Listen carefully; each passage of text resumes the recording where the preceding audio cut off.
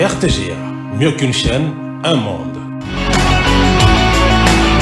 De sport sur nos antennes. Bonsoir à toutes et à tous et soyez le bienvenu. Débutons ce journal sportif avec Illico Cash Ligue 1 avec deux matchs qui se sont joués ce mercredi 9 avril, notamment FC Céleste qui a battu New Jack sur le score de 2-0. AS Vita Club AC Rangers, victoire de l'AC Rangers bien que les deux équipes déjà qualifiées pour le play-off.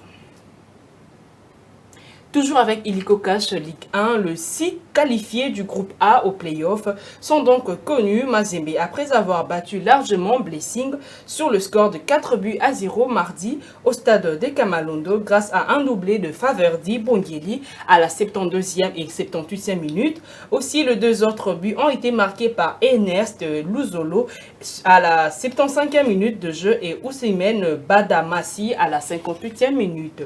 Suivez la satisfaction de Frédéric Kitenge, le CG de cette formation. Satisfaction, oui, complète, non, parce qu'on a toujours du chemin à parcourir, mais ça fait quand même une bonne satisfaction parce qu'on nous a fait voir de toutes les couleurs avec une équipe de Blessing qui était à la hauteur de tous les espoirs de nos adversaires, mais à l'arrivée, rien ne s'est passé. On marquait 4 buts en 45 minutes, ce n'est pas une mince affaire, hein, mais il y a encore beaucoup de travail à faire. Et nous devons vraiment nous mettre au travail pour arriver à livrer une bonne partie de play-off. Vous savez, le Popo a été battu par Bassano, Tanganyika et Blessing. Bon, bref, le Popo a eu quand même des adversaires. Je me rappelle, nous, bon, à la manche allée, c'est parce qu'il y a eu un autobus, donc, pardon, un but contre notre propre camp. Et ce n'est pas l'adversaire le plus coriace. Mais une chose est sûre, que dans l'autre camp aussi, et que maintenant nous amorçons une phase très compliquée. Nous allons voir comment on peut aller. Alors ne vous laissez pas tromper par les apparences. Je donne le cas de l'adversaire du jour. Blessing, en 2-3 matchs, est monté très haut. Donc, à partir de leur 20e match, il joue contre le Popo, il gagne 2-0. 21e match, il joue contre Tanganyika, il gagne 3-2. Et on dit tout de suite, non voilà, Blessing va opposer une résistance farouche à l'équipe de Mazembe. J'ai fait quelques statistiques. Avant les deux derniers matchs contre Tanganyika et contre le Popo, Blessing avait joué 19 matchs. Et sur les 19 matchs, il avait marqué 17 buts. Soit une moyenne de 0,8 buts par match. Donc il faut à Blessing 3 matchs pour marquer 2 buts de 1. Mais curieusement, dans les matchs qui suivent, contre le Popo, il marque 2 buts. Le Popo a un penalty, on envoie ça dans le décor et tout le monde applaudit. Notez que le qualifié de ces groupes A sont bel et bien le tout-puissant Mazembe, suivi de Saint-Éloi Lupopo, Don Bosco à la 3e position, Sangabalende, l'AS Simba et enfin le FC Tanganyika. Élection à la FECOFA dans le cadre de la pré-campagne pour les élections à la présidence de la Fédération congolaise de football association. Le candidat Vika Kavungu est actuellement en tournée en Algérie, en Tanzanie et en Angleterre. Cette tournée vise donc à observer de près les fonctionnements et les succès du football dans ce pays et il a fait appel aux Congolais de leur soutien. Suivez donc Vika Kavunga dans cet élément. Nous sommes venus dans le cadre de la pré-campagne, parce que nous sommes candidats à la Fédération congolaise de football association comme président. Il fallait maintenant voir, nous avons pris certains pays comme repères, donc la Tanzanie, l'Algérie, l'Angleterre. Il fallait voir comment ils font pour réussir, afin que nous puissions voir comment adapter avec la réalité du Congo, de façon que nous puissions vraiment sauver notre football. Dans le cadre de notre tournée, nous devons voir aussi les ministres des sports de la Tanzanie et puis les présidents de la fédération, pourquoi pas certains dirigeants des clubs.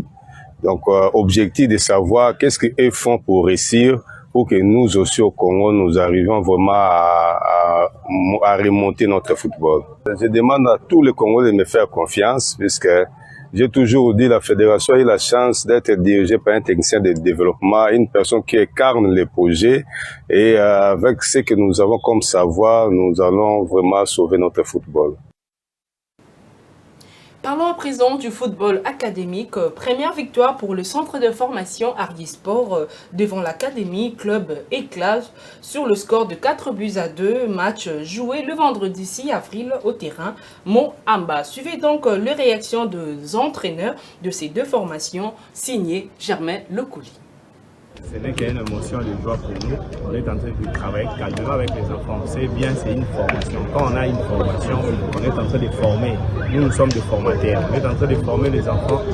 Quand vous avez donné des consignes, soit vous donnez des notions, soit des leçons par rapport à tout ce qu'on donne, il y a les résultats. Le match, ce n'est que l'évaluation pour nous. Je suis heureux par rapport à la façon dont nous avons essayé de jouer au premier mi-temps.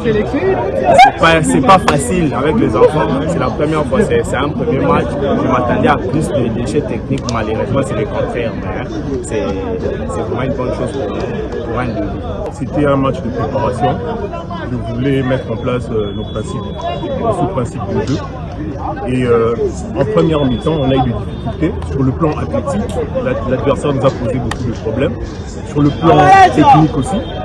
Mais j'ai aimé la réaction de nos joueurs en deuxième mi-temps. On a essayé de changer de stratégie. On a plus joué lent pour essayer de prendre plus de profondeur. Et, je suis content de nos joueurs pour la seconde mi-temps.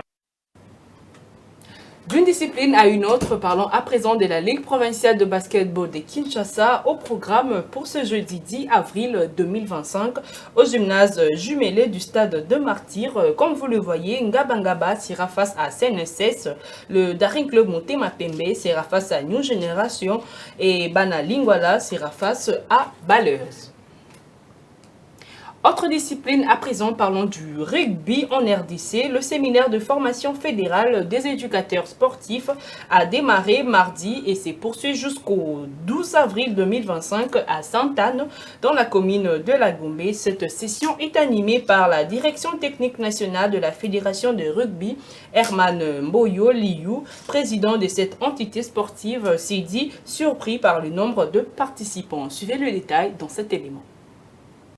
Le coup d'envoi du séminaire de formation fédérale des éducateurs sportifs de rugby du niveau 1 a été donné mardi par Herman Mbonyo Liumba, président de la Fédération congolaise de rugby, FEGO Rugby, dans la salle de conférence du collège Sainte-Anne, dans la commune de La Gombe à Kinshasa, la capitale de la République démocratique du Congo. Il s'est dit surpris par le nombre de participants à cette session de formation. Nous avions dimensionné cette formation pour une quarantaine de personnes. Là, on est 75, donc le message est bien passé, plus que bien passé. Nous avons dû rajouter des chaises et modifier un peu la logistique de cette formation, mais bon, c'est plutôt une bonne chose qu'il y ait un tel engouement pour cette formation, surtout que c'est la première formation fédérale de niveau 1 que nous organisons depuis que nous sommes membres de World Rugby. Donc c'était important que le coach de demain y soit et voilà. Les patrons de la Fédération congolaise de rugby estiment que l'objectif est d'introduire cette discipline dans les milieux scolaires. En fait, la génération que nous avons ici, c'est la génération de futurs coachs qui vont être le bras armé de la Fédération dans le cadre du programme que nous initions, qui est un programme qui va consister à intervenir surtout dans les écoles et dans des entités comme le camp Kokolo, le camp Tchatchi, tout ça. Donc il était important que tous les éducateurs soient sensibilisés et comme ils sont nombreux, ça nous permettra aussi de toucher plus d'enfants. En ajoutant que la fédération ne va pas oublier d'autres provinces. Encore que dans ces séminaires, nous avons des représentants du Nord Ubangi, du Kasaï occidental, du Haut-Katanga. Donc on a déjà quelques représentants de province, la province du Kwilu. Donc voilà, les provinces sont quand même représentées, mais c'est vrai que nous avons une forte demande de nos ligues en province pour externaliser cette formation. Il faut commencer quelque part. Kinshasa reste le siège des institutions. Donc on commence par Kinshasa, tout seigneur, tout honneur. Mais évidemment, avec le succès de cette session, nous pensons que la direction technique nationale va nous proposer très rapidement un schéma pour pouvoir s'étendre en province. Pour rappel, la Fédération congolaise de rugby organise la formation des éducateurs sportifs du 8 au 12 avril 2025.